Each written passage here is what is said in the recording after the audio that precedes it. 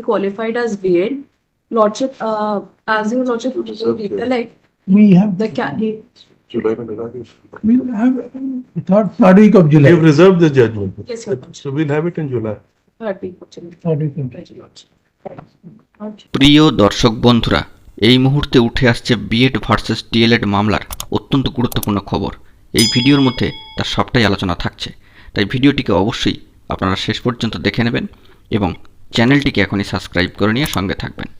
বন্ধুরা, আমরা আলোচনায় চলে আসি যে ভিডিওর পূর্বে আপনারা যে ক্লিপিংসটি দেখতে পেলেন তা থেকে এটুকু বুঝতে পারলেন যে B.ED ভার্সেস D.EL.ED মামলার যে জাজমেন্ট বা অর্ডারটি কিন্তু রিজার্ভ করে রাখা ছিল, অর্থাৎ রায় কিন্তু রিজার্ভ ছিল। এবং স্পষ্টতই আপনারা শুনতে পারলেন যে ইংরেজিতে একটি কথা বলা হলো যে জুলাই মাসের থার্ড উইক, কিন্তু বর্তমানে আমরা দাঁড়িয়ে রয়েছি জুলাই মাসে এবং একেবারে শেষ প্রান্তে। দীর্ঘ শুনানি হয়েছে রাজস্থানের এই B.ED ভার্সেস D.EL.ED মামলাটির, কিন্তু মামলাটির ফলাফল এখনও পর্যন্ত উঠে আসেনি। মামলার রায় রিজার্ভ ছিল, আর জুলাই মাসের তৃতীয় সপ্তাহে মামলার জাজমেন্ট হওয়ার কথা থাকলেও তা কিন্তু কার্যত হলো না। আজকে এই গুরুত্বপূর্ণ মামলাটি সর্বোচ্চ ন্যায়ালয় সুপ্রিম কোর্টে ওঠে, কিন্তু শুনানিও খুব একটা বেশি সময় ধরে হয়নি। তবে শুনানি থেকে যে খবরটি বেরিয়ে আসছে যে 19370 অফ 2023 আইটেম নম্বরের এই রাজস্থানের B.ED ভার্সেস D.EL.ED মামলাটি পুনরায় কিন্তু আবার পিছিয়ে যাচ্ছে মামলার রায়ের ক্ষেত্রে। এই মামলার যে পরবর্তী রায়দান বা জাজমেন্ট সেটি কিন্তু অগস্ট মাসের প্রথম সপ্তাহে হওয়ার একটা সম্ভাবনা তৈরি হয়েছে।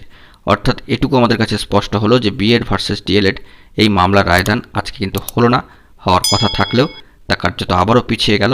এবং যেটা জানা যাচ্ছে যে অগস্ট মাসের প্রথম সপ্তাহে এই মামলা থেকে কিন্তু জাজমেন্ট উঠে আসার একটা সম্ভাবনার জায়গা থাকছে।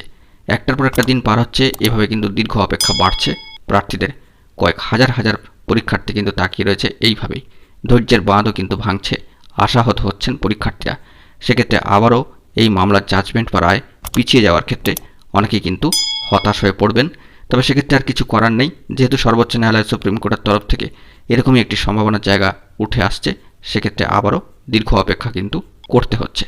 এখন লক্ষ্য রাখার বিষয় যে অগস্ট মাসের প্রথম সপ্তাহে এই মামলার শুনানি থেকে কোনো জাজমেন্ট বা রায়দান উঠে আসে কিনা সেই দিকে আমাদেরকে তাকিয়ে থাকতে হবে। বন্ধুরা, সবশেষে এটুকু বলা যেতে পারে যে এই মামলাটি প্রাথমিকের ক্ষেত্রে অত্যন্ত নির্ধারক একটি মামলা হতে চলেছে, যার রায় বা জাজমেন্টের উপরে কিন্তু অনেক কিছুই নির্ভর করবে এবং বাংলার যে সমস্ত পরীক্ষার্থীরা রয়েছেন প্রাথমিকের ক্ষেত্রে তাদেরও উপর কিন্তু একটা প্রভাব পড়বে। সার্বিকভাবে দেখতে গেলে এই B.ED ভার্সেস D.EL.ED মামলার যে জাজমেন্ট বা রায় কিন্তু অত্যন্ত গুরুত্বপূর্ণ হতে চলেছে।